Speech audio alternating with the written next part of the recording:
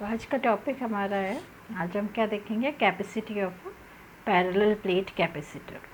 किसी parallel plate capacitor की capacity किसके इक्वल होगी, क्या फार्मूला होगा हमारी कैपेसिटी का। तो उसके लिए हमने कंसीडर किया there is a parallel plate capacitor which consist of two plates A and B. एक पैरेलल प्लेट कैपेसिटर है जो दो प्लेट्स से मिलके बना हुआ है, ए और बी। ए को चार्ज दिए जाते हैं positively, suppose A is positively charged, उसके पास में बी प्लेट ले आए तो बी की इनर सरफेस पे कौन से चार्जेस प्रोड्यूस जाएंगे, नेगेटिव। अब प्लेट बी को अर्थ से कनेक्ट कर दिया है तो यहाँ के जो पॉजिटिव चार्जेस होंगे आउटर सरफेस के वो न्यूट्रलाइज हो जाएंगे, बचेंगे कौन से, negative. So this is a parallel plate capacitor. The distance between the plates is D. माना हमने कि दोनों प्लेट्स के बीच की डिस्टेंस डी है, यहाँ से इसको चार्जेस दिए जाते हैं प्लेट ए को। अब इसके अंदर एयर भरी हुई है मान लीजिए। अब हमने माना दोनों प्लेट्स के कारण किसी भी पॉइंट पे इंटेंसिटी ई है, दोनों प्लेट्स के कारण किसी भी पॉइंट पे इंटेंसिटी कितनी है, ई। तो यदि हमें इसकी कैपेसिटी का फॉर्मूला निकालना है तो हम कैसे निकाल सकते हैं ये हम देखेंगे। तो हम जानते हैं किसी भी कैपेसिटर की कैपेसिटी का फॉर्मूला क्या होता है, C equals to q by V. Here V is the potential difference between the plates. अब यहाँ पर V क्या है, दोनों प्लेट्स के बीच का पोटेंशियल डिफरेंस। अब Q अमाउंट ऑफ चार्जेस दिए प्लेट ए को, उतने amount of charges plate P पर भी प्रोड्यूस होंगे, तो दोनों पर चार्जेस सेम, दोनों का एरिया भी सेम A मान लिया हमने। दोनों का एरिया कितना, सरफेस एरिया A। अब यहाँ पे हमें कैपेसिटी निकालना है तो C किसके बराबर होगा, Q बाई V। अब यहाँ पर यदि हमें कैपेसिटी निकालना है तो दोनों प्लेट्स के बीच का पोटेंशियल डिफरेंस निकालना पड़ेगा। तो दोनों प्लेट्स के बीच का पोटेंशियल डिफरेंस हम इस फॉर्मूले से निकालेंगे। एक और फार्मूला होता है पोटेंशियल का कि V equals to intensity into distance. V potential difference किसके बराबर होता है, इंटेंसिटी इंटू डिस्टेंस, कि यहाँ पर कितनी इंटेंसिटी प्रोड्यूस हो रही है कैपेसिटर के अंदर और दोनों प्लेट्स के बीच की डिस्टेंस क्या है, D। तो इससे हमें पोटेंशियल डिफरेंस मिल जाएगा दोनों प्लेट्स के बीच का। तो पोटेंशियल डिफरेंस का कौन सा फॉर्मूला यूज़ किया हमने, इंटेंसिटी इंटू डिस्टेंस।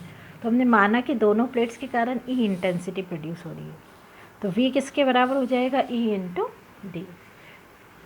अब ई किसके बराबर होगा ये हम पहले निकाल चुके हैं, गॉस थ्योरम की एप्लीकेशंस हमने पढ़ी थी इसमें। Intensity due to two plane infinite thin sheet, उसमें हमने देखा था कि दोनों प्लेट्स के कारण किसी पॉइंट पे कितनी इंटेंसिटी प्रोड्यूस होती है यदि दोनों की डायरेक्शन सेम हो। यदि दोनों प्लेट्स के कारण इंटेंसिटी की डायरेक्शन सेम हो तो इंटेंसिटी किसके बराबर होती है, हम पढ़ चुके हैं, सिग्मा अपॉन एप्सिलॉन नॉट। किसके बराबर होती है, सिग्मा अपॉन एप्सिलॉन नॉट के बराबर होती है।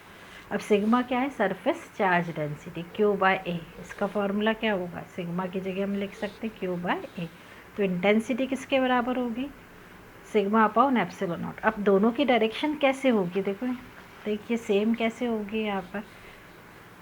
अब मान लीजिए इस पॉइंट पे मुझे इंटेंसिटी निकालना है, ए के कारण इंटेंसिटी निकालना है, तो क्या रख देंगे, एक यूनिट पॉजिटिव चार्ज। ए पर कौन से चार्ज, जैसे पॉजिटिव, यहाँ पर भी यूनिट पॉजिटिव, कौन सा फोर्स लगेगा, रिपल्शन का। तो ये डायरेक्शन होगी ए के कारण जो इंटेंसिटी प्रोड्यूस हो रही है उसकी।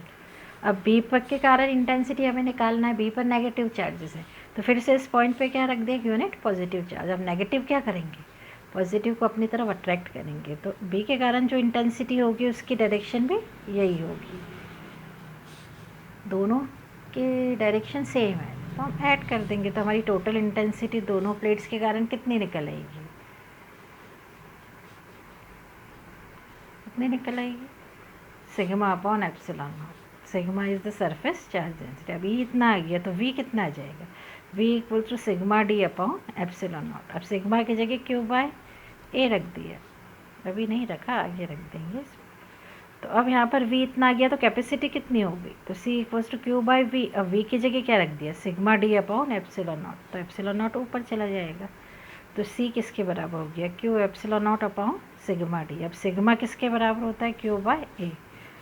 सो A is the surface area of the plates, तो C किसके बराबर हो गया, q into epsilon naught, sigma की जगह क्यू बाय ए रखा, क्यू डी अपॉन ए, क्यू से क्यू कैंसिल, फिर ए ऊपर चला गया। अब ये ऊपर चला गया तो हमारी कैपेसिटी का फॉर्मूला क्या आ गया, C equals to epsilon naught A by D। तो ये हमारी कैपेसिटी का फॉर्मूला होगा कि पैरेलल प्लेट कैपेसिटर की कितनी कैपेसिटी होगी, किसके बराबर होगी, क्या फॉर्मूला होगा हमारी पैरेलल प्लेट कैपेसिटर की कैपेसिटी का, C equals to epsilon naught A by D। अब इस फॉर्मूले को देखकर हम बता सकते हैं कि कैपेसिटी किन फैक्टर्स पे डिपेंड कर रही है। What are the factors affecting the capacity, कौन कौन से फैक्टर्स हैं जिस पे अफेक्ट कर रही है। तो एक तो दिख रहा है एरिया, डिस्टेंस और एक मीडियम। तीन चीज़ों पे डिपेंड करेगी हमारी capacity. First, area of the plates. When area of the plates increases the capacity, जब भी area of the plates increase होगा the capacity increases. So when the area of the plate increases, then the capacity also increases. Second, distance between the plates.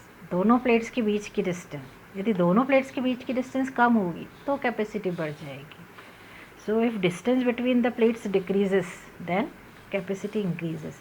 यदि दोनों plates के बीच की distance कम होगी तो capacity बढ़ेगी, यदि दोनों प्लेट्स के बीच की डिस्टेंस ज़्यादा कर दें तो कैपेसिटी कम हो जाएगी। एंड लास्ट, मीडियम, किस पे डिपेंड करेगी, medium. If a dielectric medium is place between the two plates of the capacitor, यदि हम एक डाइलेक्ट्रिक मीडियम रख दें जिसका डाइलेक्ट्रिक कांस्टेंट एप्सिलॉन आर है, यदि ऐसा मीडियम हम रख दें कैपेसिटर के प्लेट्स के बीच में तो कैपेसिटी बढ़ जाएगी, इंक्रीज़ हो जाएगी। क्यों? क्योंकि एप्सिलॉन आर भी इंक्रीज़ होगा, एप्सिलॉन आर भी ऐड हो जाएगा।